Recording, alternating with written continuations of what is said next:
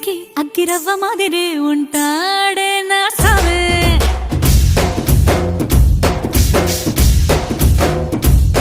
మెత్తాని పత్తి పువ్వుల మరే సంటాడే